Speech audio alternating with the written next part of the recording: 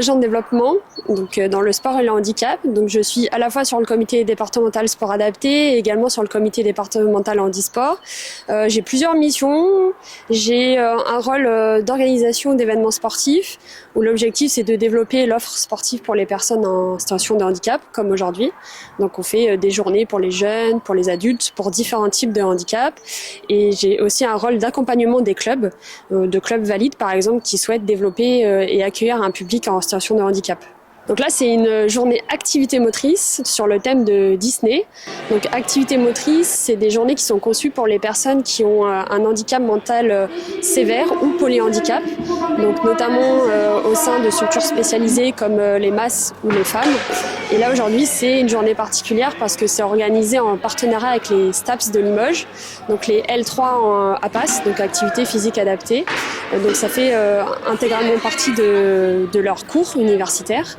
Où nous, on intervient en amont pour l'expliquer un petit peu les caractéristiques du public, etc.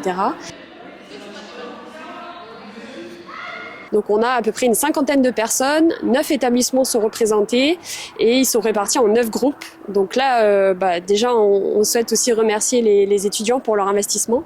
Et c'est des journées où faut créer un environnement. Donc là, les gens ils sont habillés, ils sont maquillés, les ateliers sont décorés. C'est vraiment une vraie histoire. Et l'idée, c'est de pas être dans du sport codifié, parce que c'est des personnes qui trouvent pas forcément de sens dans cette pratique-là.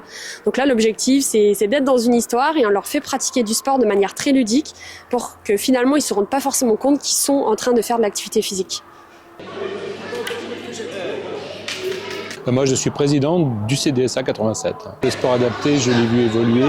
On était des éducateurs sportifs à faire des activités dans notre coin. On s'est fédéré autour de la fédération de sport adapté, mais toujours sur un statut amateur. Et maintenant, avec Lucie, on a une salariée et on est en train de professionnaliser un petit peu le comité. Je suis en poste depuis 3 ans. Et avant, il n'y avait pas de salariés. Donc, quand il n'y a pas de salariés, c'est compliqué. Il n'y a que des bénévoles. Il y a beaucoup de choses à faire, beaucoup de journées à construire. Donc, c'était pas évident. On avait un calendrier sportif qui était quand même très, très faible en date.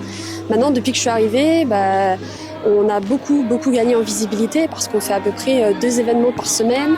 On fait pour le handicap mental, jeunes et adultes, pour le handicap psychique, pour l'autisme. Donc, forcément, on a diversifié nos activités et on a gagné plus de visibilité.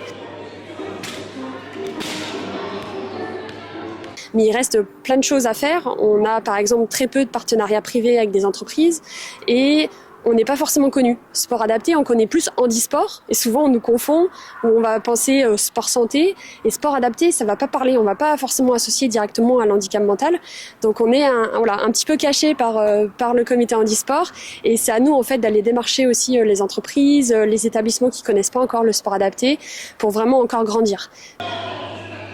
Moi, ce que j'aimerais voir maintenant, c'est que chaque sportif du département puisse avoir une activité, qu'elle soit de loisir, qu'elle soit d'activité motrice ou qu'elle soit compétitive. Et j'espère que dans les années à venir, on va continuer à augmenter le nombre de clubs affiliés sport adapté, à augmenter le nombre de pratiquants. Voilà.